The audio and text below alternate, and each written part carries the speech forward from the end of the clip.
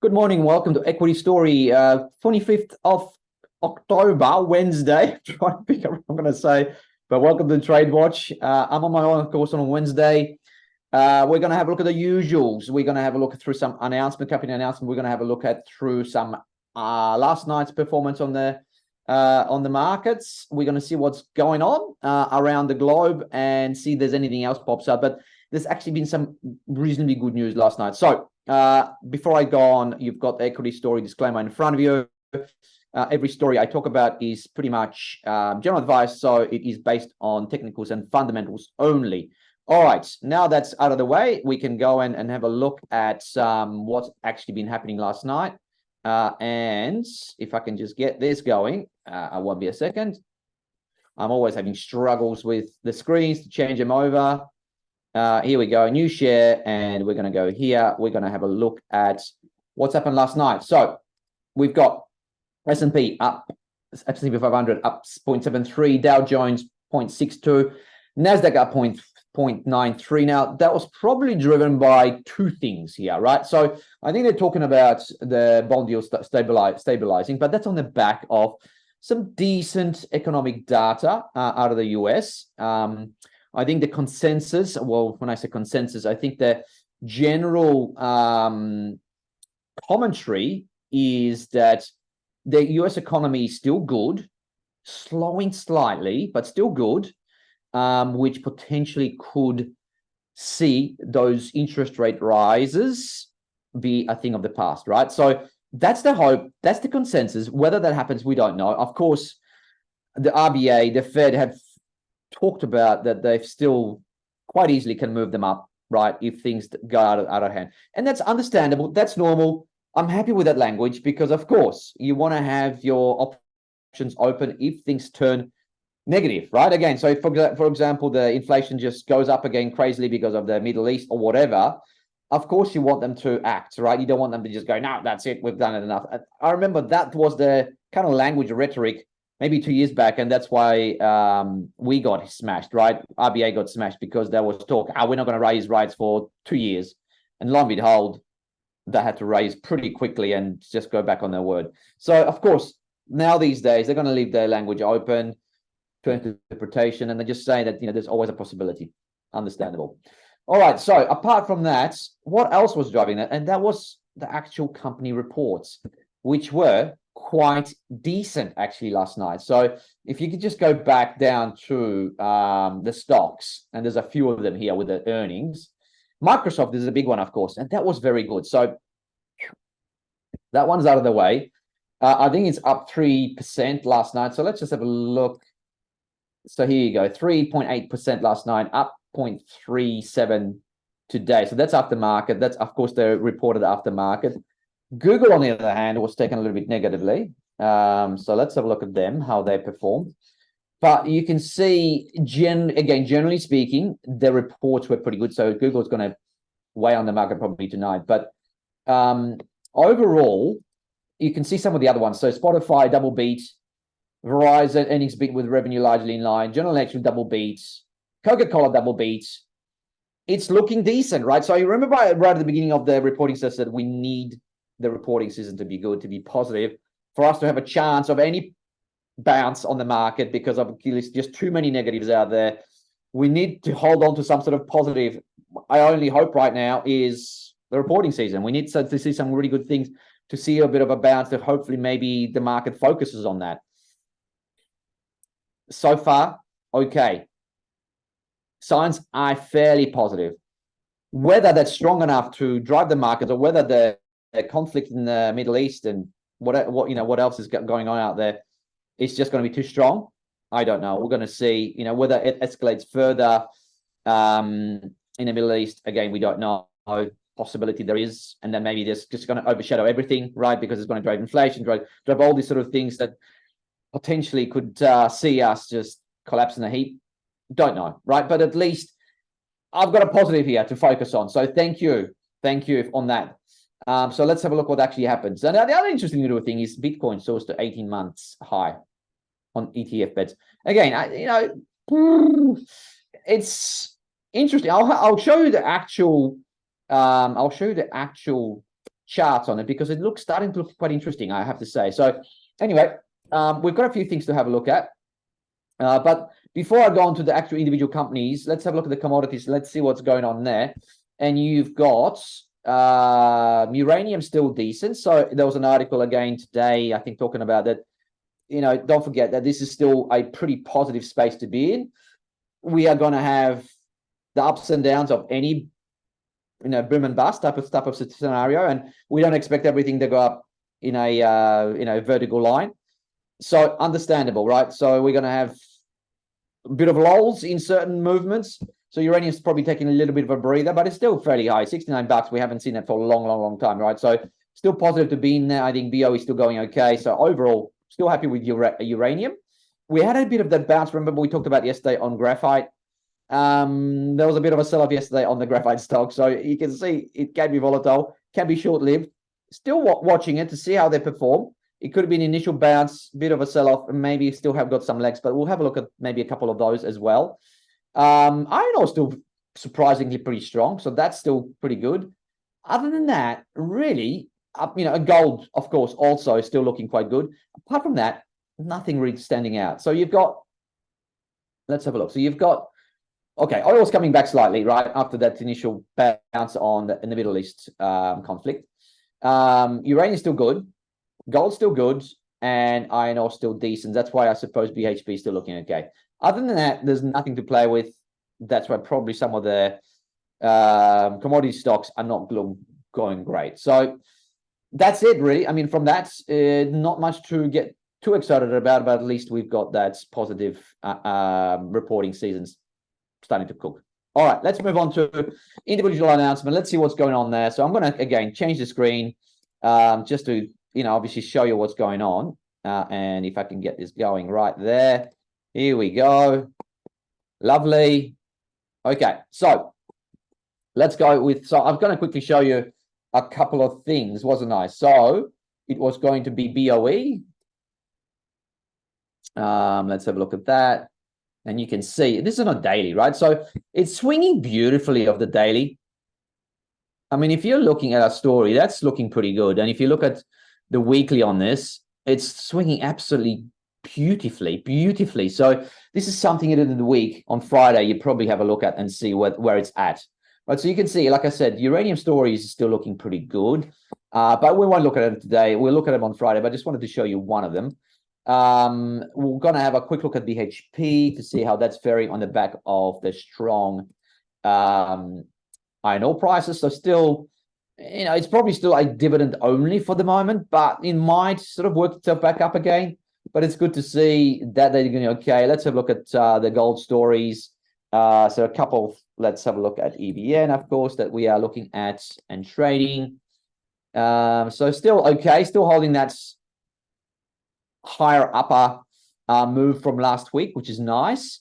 And maybe have a look at EXR. Not XR, sorry. What was it? Emerald. What's the code there? Emerald. Oh my, look. Emerald. Here we go. I can't even spell anymore. Emerald. EMR, of course. Okay, so let's have a look at them. So again, they had a strong move. Probably maybe you can call it, like I think we talked to yesterday, opportunity to get into this story. Really good, right? Pretty cheap. When I say cheap, production wise, so cost wise, so it looks pretty good from that point of view. Yeah, so overall pretty good. Last one, I'm going to have a quick look at this SDO because that's been going quite well. So let's have a look what's going on here. But maybe with the oil pullback, it's starting to come back slightly. And again, how frustrating with SDO. It's coming back to trying to get through that 8, couldn't do it. It's coming back through. Oh, my Lord. It's just never going to happen, is it? All right, so let's look at some announcements because we've got a few of them to go through. All right, yesterday, there's actually some good announcements. So, again, from our point of view, our markets, we're looking okay. There's been some really good moves. So, let's look at MMS. And really good update yesterday. I know it had a bounce today. It's come back.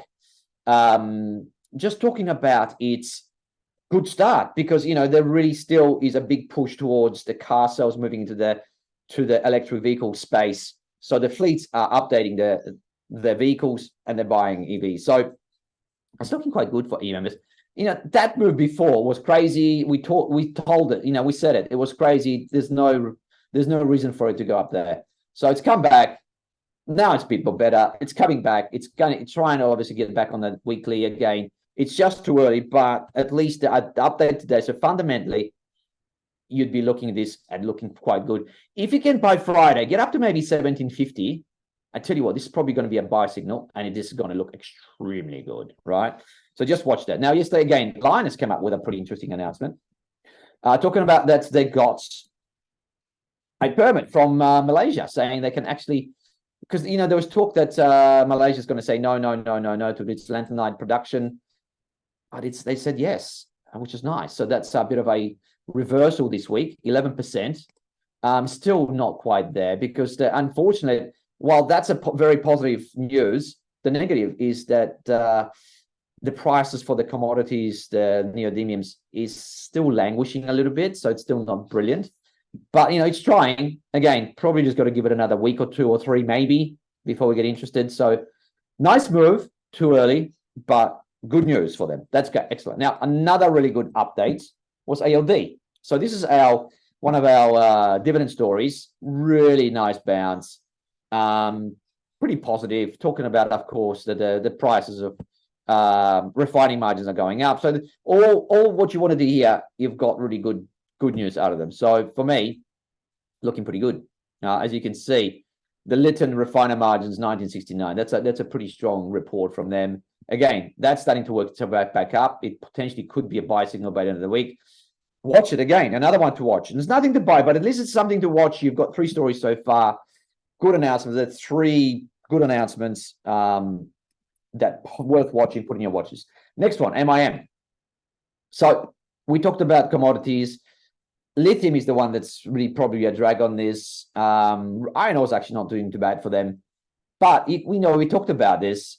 Would you be touching this at the moment? No, you wouldn't. We said it could come back to $50, and maybe that's where you might be getting interested in. So if you're looking at good stories, right?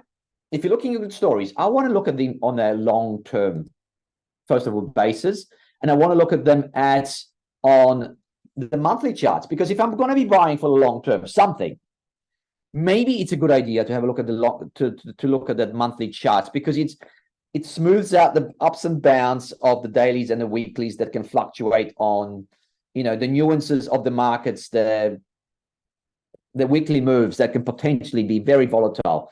So it's coming back to the trend line here. This would be on the monthly your first nibble around the $56, right? If you believe long-term story of mineral resources is really, really good. And, previously almost touched $100, right? So it's almost half from there. So this is probably maybe the first time you look at it around, but, you want to see it. And we're coming up to the end of the month, right? Almost. We've got about 5 days to go.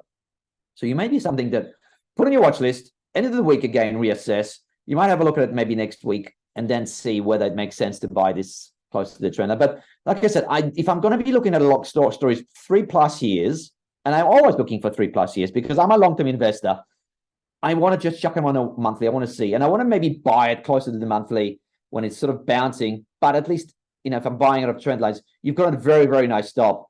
And then if it goes below next month, you sell it. But hopefully to hold that and bounce it right there. So if you're buying on the long term, it's a really good idea to maybe look at the monthly charts. Because, I'll give you an example. So, for example, Microsoft, right?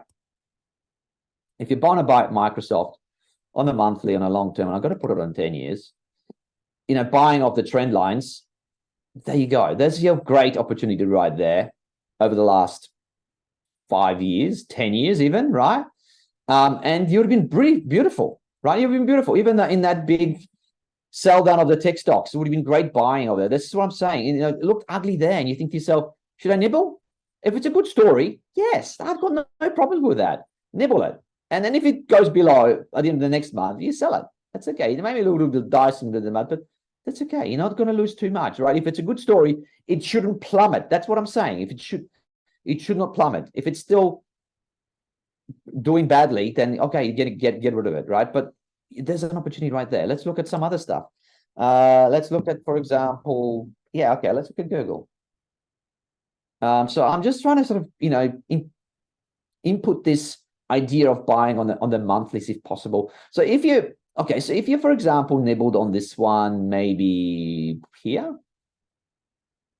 you would have probably gone out there, and that's okay. You're right. You'd have come back here again, maybe, right, on this one, and you would have been done well. So again, you would have done okay if you bought it maybe back 10 years ago and just hold the monthly. Look at that.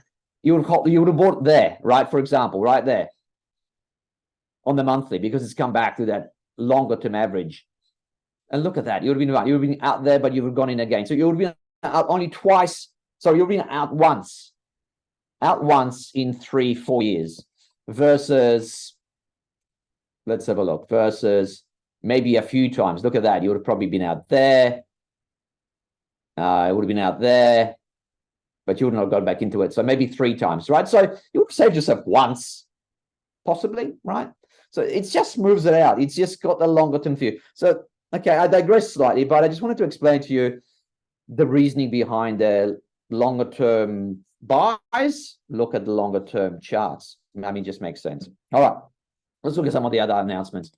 So we've got also SUL, really good update today. I mean, I'm impressed with some of these retailers really in Australia, how well they're actually doing. Look at that. That's really holding very, very well. The only thing that's let them down is Macpac that went backwards. Everything was going up on its like-for-like sales, on its, quarter-on-quarter sales, whatever. It looked good. It looked good. It's very impressive. So SUL, well done to you. So for the dividend story, it'd still be holding. There's nothing wrong with that at all. Wow, it's another one that's really okay. I don't have an issue with it. I know it's below trend and it's slightly falling backwards. Maybe they're expecting a little bit more of that, but there is actually a demand for food, and especially because it's a staple. I don't have a problem with it. The only maybe issue is it's expensive for the sales of 5% sales and trading on what I think 20 times or something ridiculous. I mean, that's my only issue. So 27 times. It should not be trading on 27 times on a 5% growth rate. It's just simple as that. So that's my only issue. But saying that, pretty decent story. And really, at the end of the day, not bad. But the other thing to look through that was that I think their costs, the prices of the fresh food is dropping down. So that could be a good sign for inflation, right? That's a pretty strong sign for inflation. All right, let's move on. CTD. So they've announced they're going to do a buyback. So there's 2 reasons to be happy with that, right? Obviously, first of all, it's not trending, so you wouldn't be getting into it, but it should shore up its share price, right? So it should maybe theoretically hold that $16. If they're going to, 100 million is a big chunk, right? So it should hold up their price. So I'd say every time it drops down to 16, they're going to be buying up because they think that's cheap, right? And second of all, it's if they're buying their own shares and probably canceling them, it's going to help EPS, right? So there's 2 things that are positive here out of this buyback. So, you wouldn't be buying it at the moment, but at least there's a positives going on. Still, this sector, the travel leisure sector, is pretty good. So overall, no issues whatsoever. It's just not trending. And HLO is another one that came out today, and I'll quickly talk about it because it's in the same space. That's again got hits. It just doesn't deserve it really at the end of the day. But the market is what it is, right? So you just got to respect it because we don't have anything to play with unless obviously play with the US market. But right now, it is what it is. We can't do anything about it. You've got to be out and come back to it when market sort of settles down. I think when the market settles down, this middle of the road stories will trend again, right? But right now, they won't. All right, so Kogan, another retailer that's interestingly big because it's actually doing okay. What I mean by that is, okay, it is still below trend, so we wouldn't be touching it, right? But what is happening here is 2 things. While the sales is going backwards, there are two things here that are positive for me. One is they are finally looking at the bottom line, right? And they are obviously cutting costs. So those 2 things, hopefully with time, they will play a big line for Kogan going up again. So once the market settles, once the market returns to growth, especially in the retail space, when these shows retail growth, because they're sorting out their bottom line and the costs and everything else, that could be potentially poised to do quite well when the time comes. So too early, but I like the what it's actually happening in that one. All right, so 2 more stories. Quickly go through CDA, right? So they come up with their update AGM, and I tell you what, that was pretty good. I can't deny. And again, if I'm looking at this on a 1 year, let's have a look at this, right? Is this the time on this AGM? Because remember before it was, yeah, looks okay here. Should you be buying it? But there was no update, right? So you're flying blind a little bit. But now you've got the update. Is this the period? You've got the update behind you. So the fundamentals just tick. You've got a chart now that's following suit. Is this the time it's going to go up? Possibly, because there's 2 things that are very positive in that announcement. First of all, they had a really good period on its MineLab, right, which is metal detecting, and some of the other stuff is going quite okay as well. So overall, I think it's looking pretty good for CDA.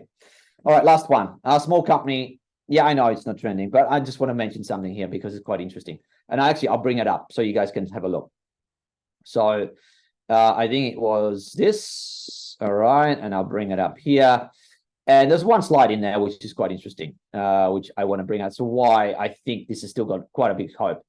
And it is right here, I think. No, the reflections. There you go. The Q1 FY24 update. What is the focus? Okay. So company got hit pretty badly, lack of revenue growth, costs are blowing out. They're addressing that. Obviously, we talked about it. The revenue is still not there. There's not much growth in there, but at least they are getting to positive cash flows and possibly EBITDA and then profitability, right? So they're talking return the business to a growth platform. So their focus is unrelated focus free on free cash flows. Yes, that's exactly what you want to hear from a company, right? But the 2 things interesting in there is we have a strong focus on Rule of 40. Now, that is music to my ears. Revenue growth plus positive cash flows as a percentage of revenue. Thank you, Damstra, right? If they can get this right, I reckon this stock can go for a bit of a run, because if they can get some revenue growth, and again, they saw this out here, this is exactly what the market will be probably looking at for some companies to actually go and invest into.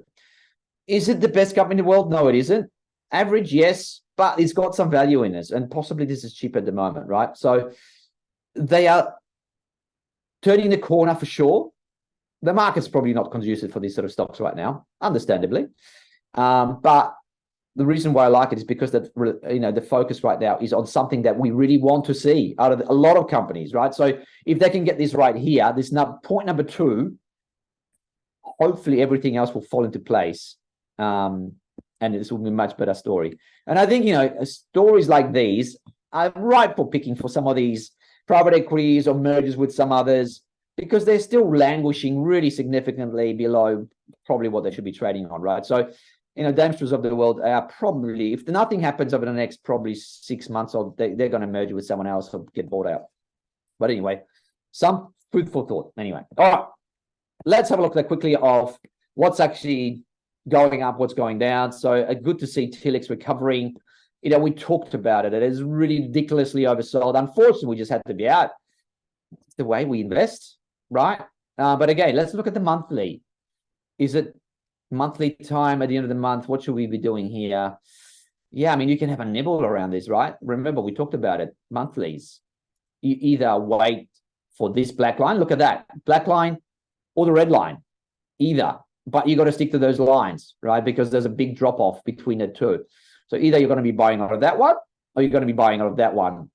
I think, generally speaking, this is a good story still. Markets just completely doesn't understand it. They like to play around with things. Go for it, buddy. We'll get back to it one day. For the moment, we're out from the fund because we were trending this on the weekly, but we will probably get back into it. Just wait for it to settle, right? But I won't be probably buying off the weekly again. I'll be buying it off the monthly on this one. All right. So what else? Let's have a quick look. So we talked about Macmillan's going okay. Codan, of course, going okay. What other stories are we following that are going okay? So one other thing, Set Tire. I saw, I think, one of the Gucci, I think, come up with some pretty negative language about the sales in the luxury space. So possibly not the place to be in right now is CTT, which is fair enough. IPD Group was working itself back up. Let's have a look on the weekly. Again, if you're buying, you might be looking at that. But again, if I'm buying on a monthly, let's have a look. Are we there yet? No. Anyway, we should be in. You still should not be panicking, right? And selling this out. So TNE is another one. Let's have a look at that one. That's probably coming back to the trend line. Yeah, it is. So it's still holding pretty strongly. Live 360. Let's have a look at that one. Is that broken trend? No, it's still holding okay. So that's not too bad. So you can see, it was survived almost another week. SiteMind is another one. Let's have a look at that one and Matter. Yeah, that's still holding. That's okay. Just and Matter Group. Yeah, that's still okay. That's still holding. So, we're still okay. I know we know some of the stocks are a little bit off the boil and because of the markets and everything else, but fingers crossed for the end of the week and see what actually happens. Thank you very much, Jones, for joining me. Remember, at the moment, we're in the middle of the week. Let's see how this plays out into the week. We make some tough decisions. Maybe we have to make some tough decisions on Friday, or maybe not. If the market sort of bounce back towards the end of the week, maybe we'll be okay. Maybe we'll survive another week to see where we go for next week. So enjoy a little bounce today or this week. Let's hope the Middle East settles down, of course, because we need that to help us along the way. And let's hope that the reporting season in America continues positively. Cheers. See you tomorrow. Bye.